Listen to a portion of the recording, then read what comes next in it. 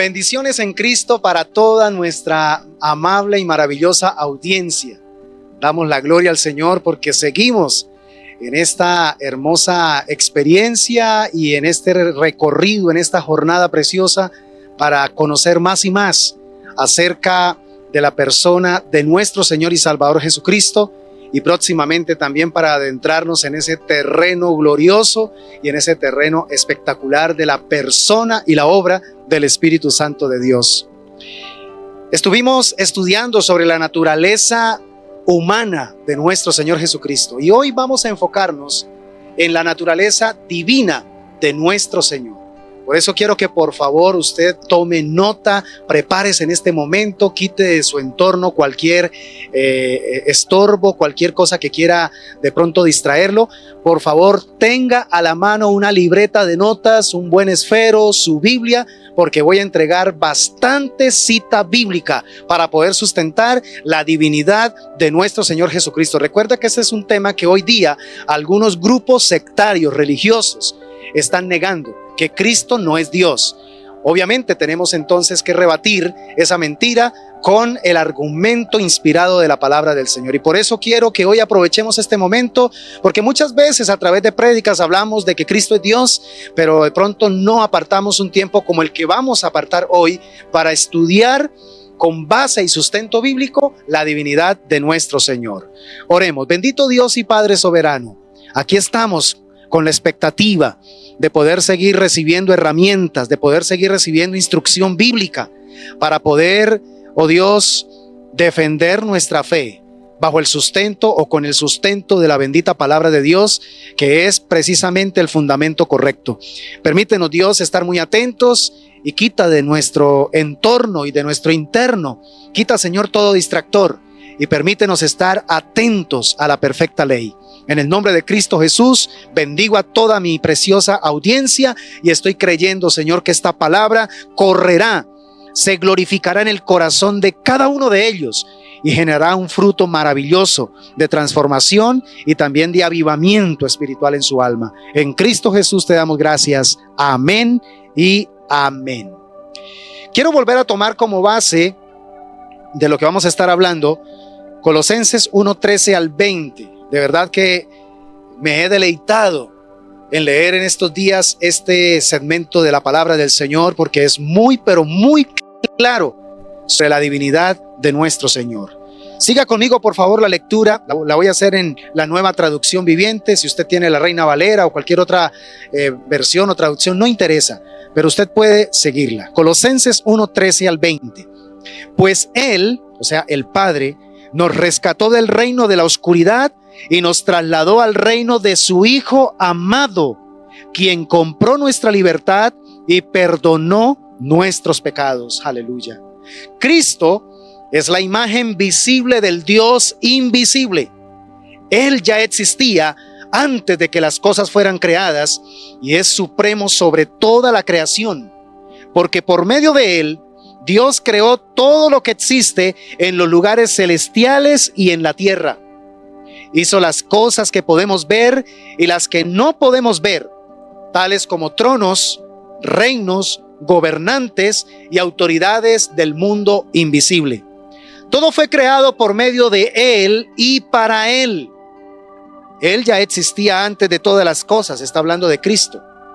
Él ya existía antes de todas las cosas y mantiene unida toda la creación, o sea, en Él subsisten.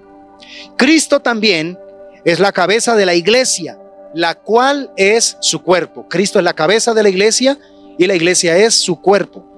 Él es el principio, es supremo sobre todos los que se levantan de los muertos. Así que Él es el primero en todo. Pues a Dios, en toda su plenitud, le agradó vivir en Cristo. O sea, en la persona de Cristo habita la plenitud de la divinidad. Y por medio de Él, Dios reconcilió consigo todas las cosas. Hizo la paz con todo lo que existe en el cielo y en la tierra por medio de la sangre de Cristo en la cruz. Aleluya. Qué maravilla, ¿verdad? Por favor, quiero retarte para que en estos días, ojalá todos los días, leas este segmento de la palabra del Señor. Colosenses 1, 13 al 20. Y si se lo puede aprender de memoria, sería espectacular. ¿Qué dice la Biblia en cuanto precisamente la divinidad o la naturaleza divina de nuestro Señor Jesucristo? Aquí hay algo que quiero acotar para iniciar, y es que si nos enfocamos solamente en la humanidad de nuestro Señor Jesucristo, tal como lo estudiamos hace 8 días, pues podemos llegar entonces a caer en la tentación de ver solamente a Jesús como muchos hombres hoy lo están viendo. Muchas personas están viendo a Jesucristo como un gran ser humano, como un iluminado, como un gran rabino, un gran maestro que ha alcanzado cierta dimensión espiritual, y entonces lo convierten simplemente como en un ejemplo a seguir. Bueno, Jesús puede ser un buen marcador, un buen punto de referencia para poder regir mis conductas, para poderme comportar de cierta manera en la vida, pero hasta ahí nomás. Entonces tenemos que ir más allá. Si realmente somos, primero pues hijos de Dios y reconocemos nuestra necesidad espiritual, vamos a estudiar con sinceridad las Escrituras y vamos a reconocer lo que la palabra del Señor revela. Que Jesucristo no solamente fue un hombre, 100% hombre, sino que también es Dios. Vamos a encontrar en muchos pasajes de la Biblia, tanto del Antiguo como del Nuevo Testamento, vamos a encontrar la divinidad de Jesús. Comencemos, por ejemplo, en el Antiguo Testamento, que desde esos tiempos antiguos, los profetas fueron anunciando precisamente la venida del Mesías, ese Mesías que sería el Dios encarnado. Y lo interesante de estas profecías bíblicas del Antiguo Testamento es que hablando del Mesías y de su venida, le otorgaban títulos o nombres divinos, como por ejemplo es el caso de Isaías 9:6. Vamos a leerlo rápidamente. Libro de Isaías, capítulo 9, versículo 6 dice: porque un niño nos es nacido, hijo nos es dado, y el principado sobre su hombro, y se llamará su nombre Admirable, con A mayúscula. Y dice también Consejero, con C mayúscula. Dios fuerte, con D mayúscula. Padre eterno, con P mayúscula. Príncipe de paz, con P mayúscula. Qué interesante. Nomás con 2 nombres aquí que encontramos: Dios fuerte, Padre eterno. Wow. O sea, los profetas, y en este caso Isaías, está viendo 700 años antes la venida del Mesías, que es el Dios encarnado, el Dios que se hace hombre. Aleluya. Y lo llama Dios fuerte, Padre eterno. Y encontramos en Isaías 7:14 otro título maravilloso, y es el Emanuel. Vamos a leerlo.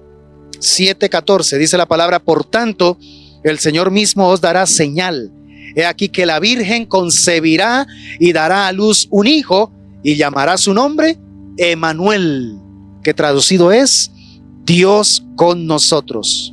Hay un salmo, el Salmo 110, y usted puede leer allí desde los versículos 1 al 7, y allí se hace referencia precisamente al ungido del Señor como el Señor, mi Señor, y está utilizando un título de divinidad, ¿sí? Adonai, mi Señor. La palabra en hebreo para Señor es Adonai y está relacionada con la divinidad. Tenga en cuenta por favor ese dato. Salmo 110, versículos 1 al 7.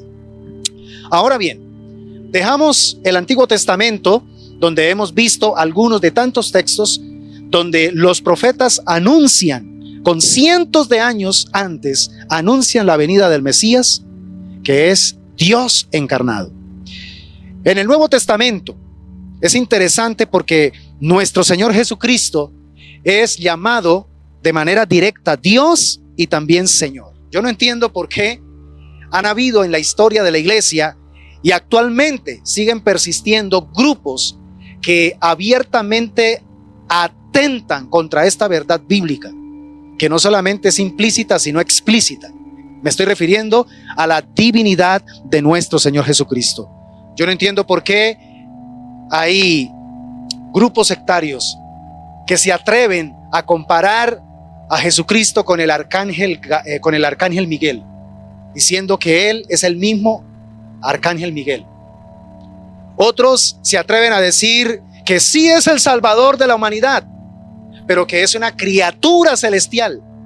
Fue la creación del Padre, o la creación de Dios, de Yahvé o de Jehová, que lo creó como el ser más perfecto y que calificó para ser el Salvador de la humanidad. No es posible aceptar esas mentiras, porque si Jesucristo es una criatura celestial, entonces esto abriría la posibilidad de que entonces la criatura puede salvar la criatura. Y según la palabra del Señor, desde el Antiguo hasta el Nuevo Testamento, hay una ley, y es que la criatura nunca podrá salvarse por sí misma. Necesita de la intervención de su Creador. Esa es la verdad bíblica, y tenemos que ser coherentes con ella. El problema es cuando empezamos a tergiversar los versículos, empezamos entonces a desviarnos de la verdad verdadera, y empezamos a crear nuestra propia verdad, y empezamos a sobreponerla sobre la verdad de Dios. Por eso quiero que tome nota, por favor, tome nota de los textos que le voy a entregar. Hoy en este estudio voy a dar citas bíblicas, pero las voy a leer, porque no me voy a quedar solamente con decirte el versículo, sino también que lo leamos, para que las personas puedan decir, los que están oyendo, los que están viendo, bueno, esto es lo que dice la Biblia. Entonces, comenzamos que en Juan capítulo 20, versículo 28, Cristo es llamado Dios y Señor. Comencemos entonces. Juan 20, versículo 28. Escucha muy bien esto. ¿Se acuerdan cuando Jesús, después de creo que una semana de haber resucitado, se le aparece a Tomás? Y entonces Tomás le dice: Señor mío y Dios mío. Y lo interesante es que en el versículo 29 Jesús le dice a Tomás: porque me has visto, Tomás, creíste. Bienaventurados los que no vieron y creyeron. Me llama la atención que el Señor, cuando Tomás se arrodilla frente a Jesús y le dice: Señor mío y Dios mío, el Señor no se pone nervioso y le dice: no, levántese, Tomás, levántese, no me adore, porque yo soy solo un hombre. No hay que adorar ni a los ángeles, no hay que adorar tampoco solamente a Dios. Escúchame, Jesús no lo reprende por eso, le reprende su incredulidad. Le está diciendo es: porque viste, ahora es que crees. Pero bienaventurados aquellos que aún sin verme van a creer en mí. ¡Wow! ¡Qué maravillosa verdad! Entonces, tenga presente que Jesucristo es Dios. Uno de sus 12 discípulos tuvo esa revelación: Señor mío, que es una palabra griega para divinidad, que es Kyrio, lo vamos a ver más adelante, y Dios mío. ¡Wow! Primera de Juan 5:20. Mire, también el apóstol Juan, otro de los 12 de nuestro Señor, en una de sus cartas, Primera de Juan 5:20, dice la palabra del Señor: pero sabemos que el Hijo de Dios ha venido y nos ha dado entendimiento para conocer al que es verdadero. Y mire lo que dice: y estamos en el verdadero. ¿Quién es el verdadero? Él mismo lo va a decir: en su Hijo Jesucristo. Y mire ahora, con esto, wow, hace algo poderoso.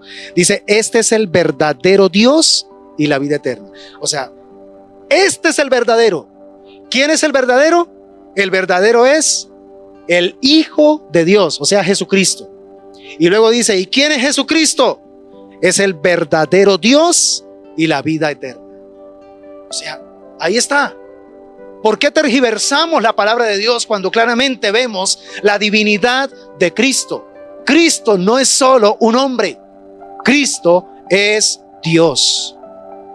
Mateo capítulo 22, otro texto de la palabra, Mateo capítulo 22, versículos 43 al 45.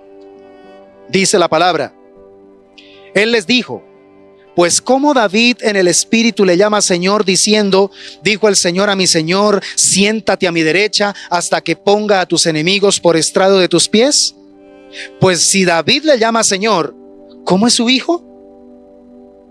Y los que estaban escuchando esta argumentación del mismo Cristo para hablar de su divinidad, mire lo que pasó. Nadie le podía responder palabra, ni osó alguno desde aquel día preguntarle más. O sea, fue muy claro. Está hablando de mí este texto. Es como si estuviera diciéndole a los judíos. Aquí este texto no está hablando de un hijo en la carne de David.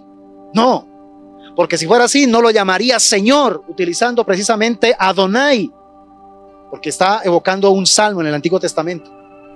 Entonces, aquí el mismo Señor está diciendo, se está refiriendo es a mí. Yo soy el Señor, Adonai, Kyrios, título de divinidad. El mismo Señor Jesús no tiene problema con decir que Él es Dios. Hechos 4:33. Hechos 4:33. Siga por favor conmigo, escriba las citas bíblicas para que usted posteriormente pueda corroborarlas. Y con gran poder los apóstoles daban testimonio de la resurrección del Señor Jesús. No decía solamente de Jesús, sino del Señor, del Kyrios. Ese es el título que estaba reclamando César para que fuese reconocido en todo el imperio romano como un dios. Y por eso se convirtió en una amenaza para César, porque los cristianos, porque los seguidores de Jesús le adjudicaron a él, a Jesucristo, un título de divinidad, Kyrios, Señor Jesús. Esto entonces da una argumentación bastante fuerte para que entendamos que Jesucristo es Dios. Y dice que abundante gracia era sobre todos ellos. Romanos 9:5, este es uno de mis favoritos para confrontar precisamente las falacias y las mentiras de grupos sectarios que rechazan la divinidad de Cristo. Romanos capítulo 9, versículo 5, escucha muy bien. De quienes son los patriarcas y de los cuales según la carne vino Cristo. Y mire lo que empieza a decir, algo muy parecido a lo que planteó el apóstol Juan. Ya lo leímos. Ahora Pablo dice, Cristo vino según la carne, el cual es Dios sobre todas las cosas, bendito por los siglos, amén. Más claro no se puede mostrar. O sea, ¿quién es Cristo? El que vino en carne es Dios sobre todas las cosas. Y tenemos también el texto clásico de Juan capítulo 1, versículo 1, en el principio era el verbo, y el verbo era con Dios, y el verbo era Dios, ¿verdad? Ahí está hablando de la preexistencia. Antes de que Cristo viniese a esta tierra encarnado, siempre ha sido Dios. Bueno, tenemos también Hebreos 1:8. Hebreos 1:8. Hablando de la superioridad de Jesús frente a los ángeles. Mas del Hijo dice, tu trono, oh Dios, por el siglo del siglo, cetro de equidad es el cetro de tu reino. Entonces aquí hay una evocación al Hijo con mayúscula. Se está refiriendo precisamente a Jesucristo. ¿Qué dice el texto del Hijo? Tu trono, oh Dios. Recuerde que Jesucristo es el Rey de Reyes. Y aquí lo cataloga como Dios. Tu trono, Hijo de Dios. Tu trono, Rey de Reyes. Oh Dios, por el siglo del siglo, cetro de equidad es el cetro de tu reino. Ahora, seguimos avanzando en la argumentación por los textos de la palabra en cuanto a la divinidad de nuestro Señor Jesucristo. Hay un concepto en el Nuevo Testamento que habla de Jesús como el unigénito del Padre. El unigénito, esa palabra viene del griego monogenes y tiene un significado interesante. Unigénito significa único, significa del mismo tipo. Aplicado a la persona de Cristo, habla precisamente de que Jesucristo es el único verdadero representante de Dios y de sus características. A eso se está refiriendo la palabra unigénito. Usted mira Juan capítulo 1 versículo 14. Juan 1:14 dice la palabra: y aquel verbo fue hecho carne y habitó entre nosotros, y vimos su gloria, gloria como del unigénito del Padre, lleno de gracia y de verdad. Juan 1:18, en el mismo capítulo dice: a Dios nadie le vio jamás. El unigénito Hijo que está en el seno del Padre, Él le ha dado a conocer. Él le ha dado a conocer. El conocidísimo versículo que Martín Lutero lo declaró como el Evangelio en miniatura, Juan 3:16, dice: porque de tal manera amó Dios al mundo, que ha dado a su Hijo unigénito, para que todo aquel que en Él cree no se pierda, mas tenga vida eterna. Y primera de Juan, nos vamos ahora a la carta del mismo apóstol, primera de Juan 4:9. Qué interesante también este pasaje de la palabra. Dice: en esto se mostró el amor de Dios para con nosotros, en que Dios envió a su Hijo unigénito al mundo para que vivamos por Él. Entonces, por favor, relacione en estos textos de la palabra, relacione la expresión unigénito con su significado. Único, verdadero representante de Dios y de sus características, del mismo tipo. A eso se está refiriendo entonces la palabra unigénito. Coloca a Jesús al mismo nivel de la divinidad. También encontramos que el mismo Jesucristo declara ser uno con el Padre. Juan 10:30. Este versículo también es muy impactante. Juan capítulo 10 versículo 30. Mire lo que dice la palabra: yo y el Padre uno somos. Yo y el Padre uno somos. Aquí es donde nos damos cuenta que el Señor habla precisamente de que Él es el buen pastor y las ovejas que siguen a su pastor van a oír su voz y lo van a seguir. Pero también aquí es donde el Señor les dice que Él es el que le da vida eterna a sus ovejas y no perecerán jamás.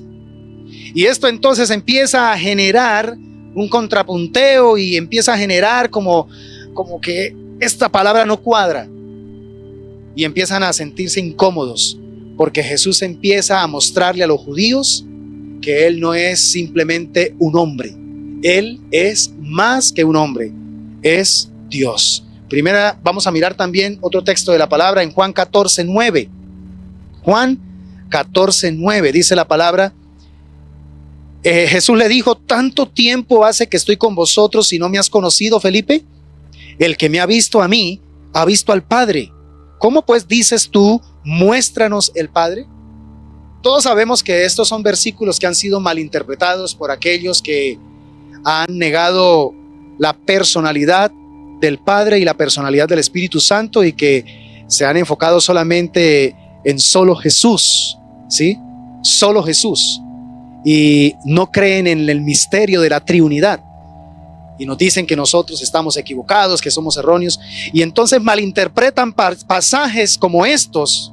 Juan capítulo 10, Juan capítulo 14, los malinterpretan y los acomodan a su perspectiva.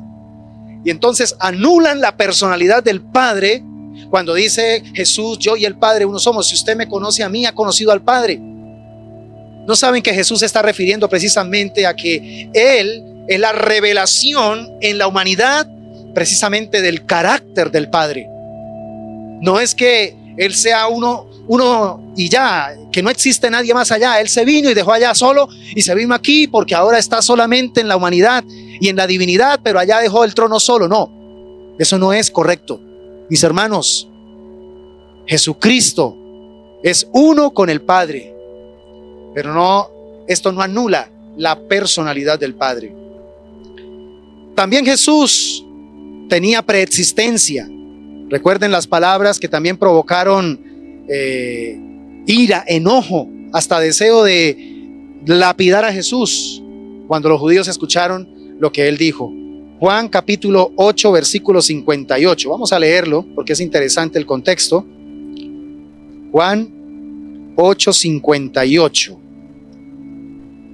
Dice la palabra del Señor: Jesús les dijo, de cierto os digo, antes que Abraham fuese, yo soy.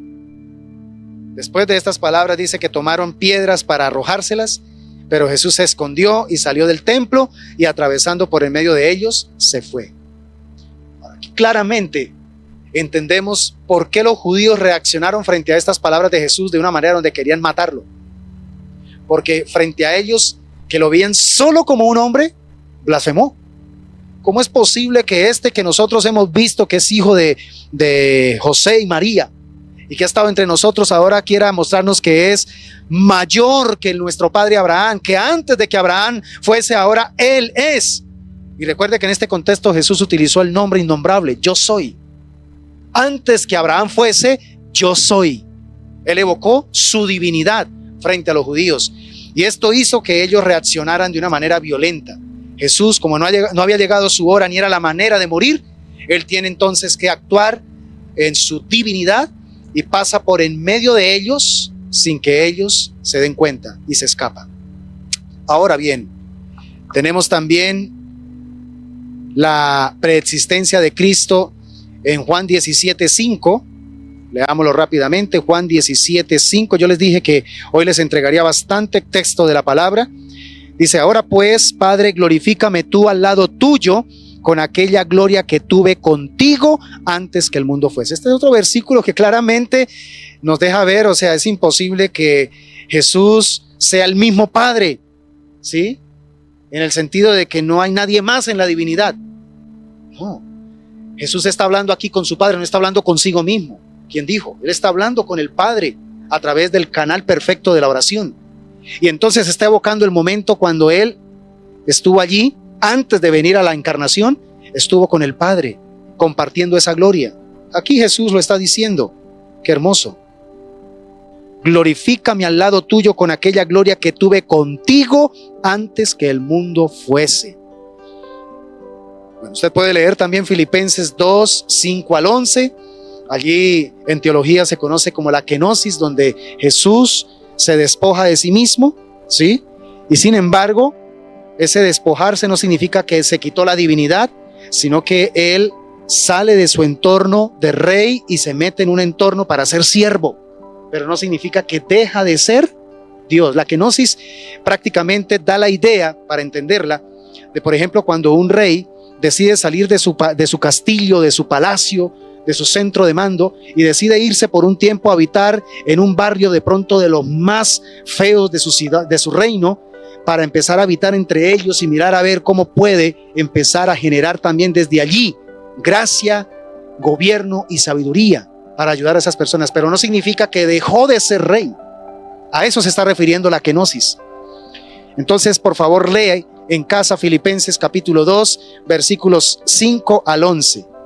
Y en Hebreos 1 al 3 también encontramos sobre la preexistencia de nuestro Señor Jesucristo. Dice, Dios habiendo hablado muchas veces y de muchas maneras en otro tiempo a los padres por los profetas, en estos postreros días nos ha hablado por el Hijo, a quien constituyó heredero de todo y por quien asimismo hizo el universo. Versículo 3. El cual siendo el resplandor de su gloria y la imagen misma de su sustancia y quien sustenta todas las cosas con la palabra de su poder. ¿Eso quién lo hace? Solo Dios. ¿Y a quién le está refiriendo este poder tan extraordinario en la creación para sustentar todo lo creado? A Jesucristo, al Hijo. Y dice, habiendo efectuado la purificación de nuestros pecados por medio de sí mismo, se sentó a la diestra de la majestad en las alturas. Habla de la preexistencia y habla también del estado en el que ya se encuentra actualmente Cristo, sentado a la majestad del Padre. Pero también a Jesucristo le fueron adjudicados algunos atributos divinos interesantes que son exclusivamente de nuestro Dios. Así que quiero que lo tenga bien presente, exclusivamente de nuestro Dios. Por ejemplo, encontramos en Mateo 28:18 el atributo de la omnipotencia a Cristo. he aquí me es dada toda potestad en el cielo y en la tierra. O sea, Cristo ha recibido toda potestad, ¿sí? Porque es Dios encarnado. Entonces, ante Él se dobla toda rodilla de los que están en el cielo y en la tierra y debajo de la tierra. Pero también, según Juan 1:13 y Colosenses 1:16 y 17, Cristo es partícipe en la creación. Vamos a leer Colosenses. Muy interesante este texto. Colosenses 1:16 y 17. Escucha muy bien lo que dice. Porque en Él, o sea, en Cristo, fueron creadas todas las cosas, las que hay en los cielos y las que hay en la tierra, visibles e invisibles, sean tronos, sean dominios, sean principados, sean potestades. Todo fue creado por medio de Él y para Él. Y escucha el versículo 17.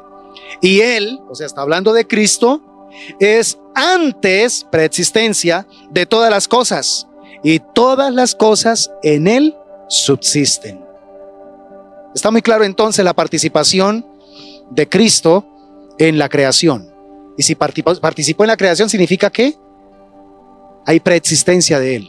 Preexistencia, es decir, antes de la creación, Él es. Tenemos también la virtud de la omnipresencia en nuestro Señor Jesucristo. He aquí yo estoy con vosotros todos los días hasta el fin del mundo. Omnipresencia, Mateo 28:20. Pero también encontramos la eternidad de Cristo, Colosenses 1:17, ya lo leímos. Y Él es antes de todas las cosas, y todas las cosas en Él subsisten. Eternidad. Inmutabilidad, un versículo muy conocido, máxima en la Iglesia Cristiana Cuadrangular. Dice, Jesucristo es el mismo ayer, hoy y por los siglos. Está hablando entonces de inmutabilidad. En Él no hay mudanza alguna ni sombra de variación. Pero también Cristo tiene y contiene esa virtud de la santidad. Primera de Pedro 2:22. Primera de Pedro 2:22 dice, el cual no hizo pecado, ni se halló engaño en su boca. ¿Es santo Jesucristo? Claro que sí, 3 veces santo. Primera de Juan 3:5 también lo corrobora. Vamos a leerlo. Primera de Juan 3:5. Dice, y sabéis que Él apareció para quitar nuestros pecados, y no hay pecado en Él. Está hablando de nuestro Señor Jesucristo.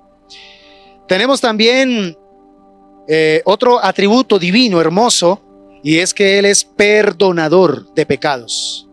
Perdonador de pecados.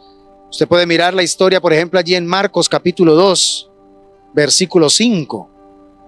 Marcos capítulo 2, versículo 5, la famosísima historia de aquel hombre que fue llevado por sus 4 amigos para ser presentado ante Jesús, y que cuando llegan a la casa donde Jesús está predicando no pueden ingresar porque está abarrotada de gente, y toman la decisión de entonces de subirse por el techo, abrir un hueco y hacerlo descender para que quedara frente a donde estaba Jesús. Cuando Jesús ve la fe de ellos, entonces toma una decisión y aprovecha esa circunstancia para demostrar su divinidad.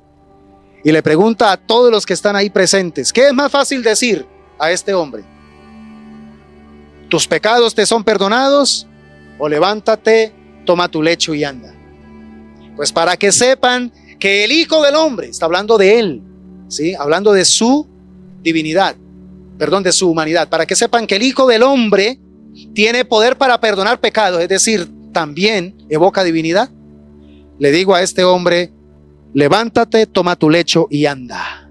Wow. ¿Y qué pasó? Este hombre se levantó, al instante se levantó, y todos quedaron maravillados de ver estas obras del Señor. Entonces, mis hermanos, vemos que también Él es perdonador de pecados. Los judíos la tenían clara, el único que puede perdonar pecados es Dios, y eso es cierto. Nadie más puede perdonar pecados, solo Dios. Entonces, ¿cómo es que Jesús se atribuye a sí mismo el poder para perdonar pecados? En muchas de las sanidades que Él hizo, en realidad no les dijo sé sano, sino sé salvo. tus pecados te son perdonados. Sé libre de tus pecados. Eso evoca la divinidad de nuestro Señor Jesucristo. Pero también encontramos que nuestro Señor, allí en Juan 5:22, obró ese poder de perdonar pecados. 5:22 dice: y vino uno de los principales de la sinagoga, llamado Jairo, y luego que le vio se postró a sus pies y le rogaba mucho diciendo: mi hija está agonizando, ven y pon las manos sobre ella para que sea salva y vivirá. Otra vez Jesús lo estorbó y le dijo: levántese, levántese, no se postre ante mí. No me puedes adorar a mí porque soy hombre, ¿no? Él lo dejó. Y después de que él reconoce su necesidad de Jesús, lo toma de la mano, lo levanta y dice que entonces fue con él. Y entonces una gran multitud le apretaba. Ahora bien, encontramos algunas declaraciones absurdas que Jesús dijo. Y digo absurdas si realmente Jesucristo no es Dios. Por eso me atrevo a colocar este término. Estas expresiones son absurdas si realmente Jesucristo no es Dios. Ahora, si Jesús las dijo o por una u otra razón, o porque realmente Él es Dios, o porque realmente Él es un lunático. Obviamente nosotros, por la verdad de las Escrituras y su testimonio, sabemos que Jesús las dijo no porque es un lunático, sino porque Él tiene el poder para dar testimonio de sí mismo. Encontramos el caso de Juan 11, 25 y 26. ¿Recuerdan el acontecimiento de la resurrección de Lázaro? Interesante lo que Jesús le dice a Marta. Juan 11, 25 y 26. Y le dijo Jesús a Marta, ¿no? Yo soy la resurrección y la vida. El que cree en mí, aunque esté muerto, vivirá. Y todo aquel que vive y cree en mí, no morirá eternamente. ¿Crees esto?, le preguntó Jesús a Marta. O sea, que Jesús le haya dicho esto a Marta no es porque fuera un lunático, es porque Él es la verdad. Él es la resurrección y la vida. Juan capítulo 4, 14 y 26. Juan capítulo 4, 14. Mas el que bebiere del agua que yo le daré no tendrá sed jamás, sino que el agua que yo le daré será en él una fuente de agua que salte para vida eterna. Y luego entonces pasamos al versículo 26. Note lo que dice. Dice: Jesús le dijo: yo soy el que habla contigo. Él mismo se le revela a esta mujer samaritana y le dice, como a muy pocos les dijo: yo soy el Mesías. Ustedes están esperando el Mesías, pues yo soy el Mesías. Yo soy el que habla contigo. Revelación de divinidad, revelación de mesiasgo, revelación de superioridad. Tenemos el caso de Juan 5:20. Juan 5:20 dice la palabra: porque el Padre ama al Hijo y le muestra todas las cosas que Él hace, y mayores obras que éstas le mostrará, de modo que vosotros os maravilléis. Vemos aquí a Jesús hablándole a los judíos cómo Él y el Padre manejan una intimidad preciosísima, un nivel de comunión tan perfecta, porque Él es también Dios. ¿Ok? Tenemos el caso de Juan capítulo 6. Lea por favor todo el capítulo de Juan capítulo 6. Juan 6. Y allí usted va a encontrar versículos donde Jesús hace algunas declaraciones de sí mismo que hacen precisamente que haya un efecto en los seguidores del Señor. ¿Qué pasó al final de todo lo que Jesús dijo allí en Juan capítulo 6? Después de estas palabras, muchos de sus discípulos dejaron de seguirle, al punto donde eran tantos los que se estaban yendo que el Señor aprovecha y les dice a sus 12: oye, ustedes también deberían aprovechar que todo el mundo se está yendo, y para que nadie los note, váyanse con la multitud. Y ahí es donde aparece la expresión clásica del apóstol Pedro, donde dice: ¿a quién iremos si solo tú tienes palabras de vida eterna? En otras palabras, Pedro reconoció que todo lo que Jesús había dicho, por descabellado que pareciera, por difícil de aceptar que pareciera, Pedro decía, esto solamente lo puede decir quien es lo que dice ser. Una relación sin igual con el Padre habla precisamente también de la divinidad de Jesús. Una relación sin igual con el Espíritu Santo habla de la divinidad de nuestro Señor Jesucristo. Lea por favor Juan 15, 26, lea Juan 16, 7, Juan 6, 20 al 27, Juan 7, 38 al 39. Todos estos textos hablan precisamente de el nivel de unidad, el nivel de intimidad que tenía Jesucristo con el Padre y con el Espíritu Santo. Esto demuestra obviamente la divinidad de nuestro Señor Jesucristo. Y termino diciéndote, mi amado hermano y mi amado amigo, que a Jesús se le rindió adoración. Los magos de Oriente, ellos sabían que esa estrella indicaba que alguien, no cualquier alguien, había nacido. Alguien que merecía no solamente ser visitado y que merecía no solamente llevarle presentes, sino ser adorado. Los magos de Oriente recorrieron miles de kilómetros para buscar a dónde se encontraba ese rey especial, para no solamente entregarle presentes, sino adorarlo, rendirle adoración, porque sabían que era alguien divino. Esto no es casualidad. Hebreos 1:6 también nos habla de la divinidad y de la superioridad que tiene Jesucristo respecto a los ángeles. Y hay unos oficios divinos que se le adjudican a nuestro Señor Jesucristo, que son reveladores muy claros de la divinidad de Él. Primero, pues Jesús es creador, como lo hemos dicho en otras menciones. Él es creador. Jesús es el sustentador de todas las cosas, de todo lo creado. Jesús tiene el poder de perdonar pecados, como lo dijimos también.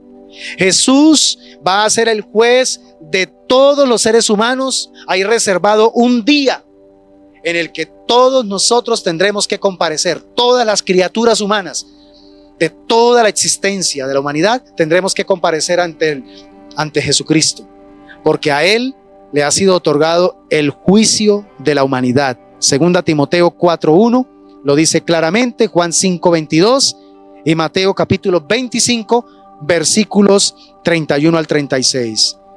Y lo más glorioso, con lo que yo quiero cerrar este estudio de la divinidad de Cristo, es que Él es el dador de la vida eterna. Aleluya. Él es el dador de la vida eterna. Juan capítulo 10 versículo 28. Mira esta maravilla. Y yo les doy vida eterna y no perecerán jamás, ni nadie las arrebatará de mi mano. Yo, lo dice el mismo Cristo, les doy vida eterna. Y Juan 17 versículo 2 termina diciendo algo maravilloso. Como le has dado potestad sobre toda carne, para que dé vida eterna a todos los que le diste. Aquí está hablando Jesucristo con su Padre Celestial y evocando la potestad que recibió del Padre para dar vida eterna a todos los que Dios le entrega en su mano. Así que, mis amados hermanos, es maravilloso poder darnos cuenta que cuando evocamos la persona de nuestro Señor Jesucristo, no solo estamos evocando a una persona humana que vivió una vida perfecta y que no solamente está para mostrarnos un camino de moralidad, de cómo portarnos bien, de cómo ser buenas personas, sino que también desde su divinidad nos demuestra que fue el único que tuvo el poder para darnos la capacidad de volver a estar en paz con la divinidad. Dios se hace hombre en la persona de Jesucristo y a través de esa encarnación puede hacer posible lo que era totalmente imposible, que nosotros, siendo enemigos de Dios por nuestro pecado, por nuestra desobediencia, ahora por medio de nuestro Señor Jesucristo, que es el Dios con nosotros, podamos volver a estar en paz con Él. Ahora ya no seamos enemigos de Dios, sino hijos aceptos en el amado, hijos de Dios, para honra, gloria y alabanza de su precioso nombre. Es más, me emociona decirlo, ahora nos ha convertido en su amada, en su desposada, donde un día disfrutaremos de las bodas del Cordero, donde estaremos sellando nuestro amor para siempre con nuestro amado Dios y Salvador Jesucristo. Toda la gloria, toda la honra y la alabanza sean para Él. Oremos al Señor. Bendito Dios y Padre eterno, qué maravilloso momento el que nos has regalado al poder escudriñar las Escrituras, porque sabemos que en ellas están la vida eterna. Gracias porque a través de tu palabra podemos, Señor, encontrar los argumentos y los fundamentos que generan la convicción en nuestro corazón para poder entender y comprender tanto la humanidad como la divinidad de nuestro Señor Jesucristo.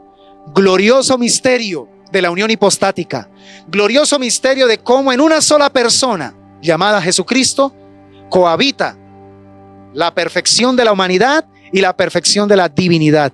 Gracias por ser el Dios hombre. Gracias por ser el mediador entre nosotros y Dios. Gracias por convertirte en nuestro sumo sacerdote. Pero gracias ante todo, Señor, por ser nuestro Dios, el merecedor de nuestra adoración eterna, el merecedor de nuestra alabanza, el merecedor de nuestra plena obediencia, mi Dios. Gracias.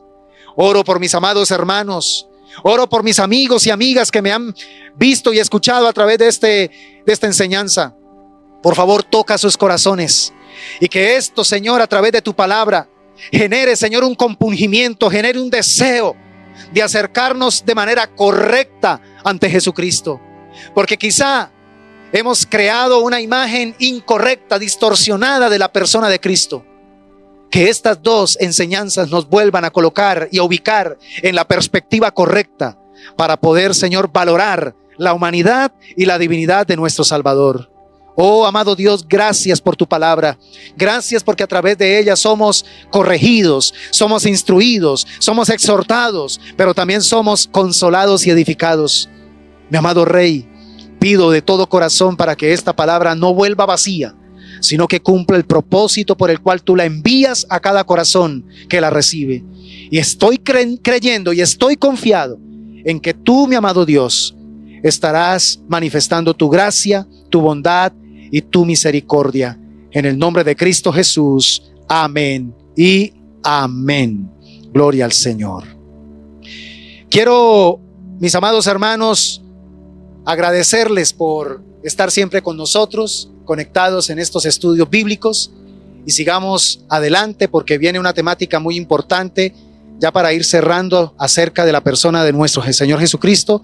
Vamos a estar explicando a la luz de la palabra por qué es importante la encarnación, por qué es importante también la muerte de nuestro Señor Jesucristo y por qué es importante la resurrección de nuestro Señor y Salvador Jesucristo. Son temas que a veces los catalogamos como fundamentales, básicos, pero a veces no los entendemos y no tenemos claridad, sobre todo de fundamento bíblico, para sustentar nuestra fe. Así que les bendigo, mis amados hermanos, y nos veremos en nuestra próxima emisión. Un abrazo para todos.